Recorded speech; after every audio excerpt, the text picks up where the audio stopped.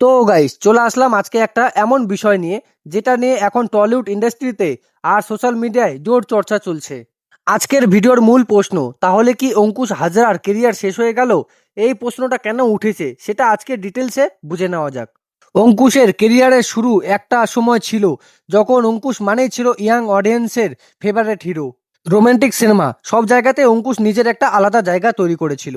Tollywood যখন নতুন মুখের অভাব ছিল তখন অঙ্কুশ ছিলেন সেই কয়েকজন হিরোর মধ্যে একজন যাদের নিয়ে প্রযোজকরা ভরসা করতেন। কিন্তু প্রশ্ন হলো, এই ভরসাটা কি এখনো আছে? হে গাইস, আমি দীপঙ্কর, তোমরা দেখছো আমার YouTube channel movie fix official.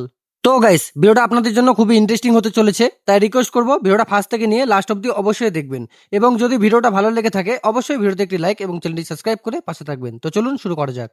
দুর্গাপূজায় অঙ্কুশের যে প্রজেক্টটা এসেছিল সেটা নিয়ে কিন্তু এক্সপ্রেশন কম ছিল না। পুজো মানে বড় কালেকশন, বড় স্ক্রিন, বড় সুযোগ। কিন্তু বাস্তবে কি হলো? বক্স অফিসের রিপোর্ট বলছে সিনেমাটা ওপেনিং নিতে পারেনি। মুখে মুখে নেগেটিভ রিভিউ, খুব দ্রুত হল থেকে শো কমতে শুরু করে। ইন্ডাস্ট্রির ভাষায় বললে এই প্রজেক্টটাকে ফ্লপের দিকেই রাখতে হচ্ছে। এবং এখান থেকে প্রশ্নটা জোরালো হচ্ছে, অঙ্কুশ কি আর পুজোর হিরো রইলেন না? নারী চরিত্র বেজায় জটিল, মাঝামাঝি ফল। এরপর আসি রিয়েলিস্টিক চলার সিনেমা, নারী চরিত্র বেজায় জটিল এর কথায়। এই সিনেমাটা একেবারে ফ্লপ বলা যাবে না, আবার সুপারহিটও বলা যাবে না। মানে দাঁড়ায় কন্টেন্ট ভালো, পারফরমেন্স খারাপ না, কিন্তু বক্স অফিসে আগুন ধরাতে পারেনি। একটা বড় স্টার অভিনেতার ক্ষেত্রে এই মাঝামাঝি রেজাল্টটাই কিন্তু সবচেয়ে বিপজ্জনক, কারণ এখানে না থাকে সাফল্যের হাইপ, না থাকে ব্যর্থতার অনুভূতি। এখন আসল প্রশ্নে আসি, তাহলে কি অঙ্কুশের কেরিয়ার সত্যিই শেষ হয়ে গেল? সোজা উত্তর, না, একেবারে শেষ হয়ে যাবে না। কিন্তু হ্যাঁ, কেরিয়ারটা এখন একটা কঠিন ফেজে ঢুকে পড়েছে। টলিউডে অনেক অভিনেতা এমন ফেজ পার করেছে, কেউ কামব্যাক করেছে, আবার কেউ হারিয়ে গেছে। অঙ্কুশের ক্ষেত্রে এখনো নির্ভর করছে চরিত্রের ডাইভার্সিটি আর দর্শকদের সাথে কানেক্ট। অনেকের মতে অঙ্কুশ এখনো সেই পুরনো ইমেজে আটকে আছে।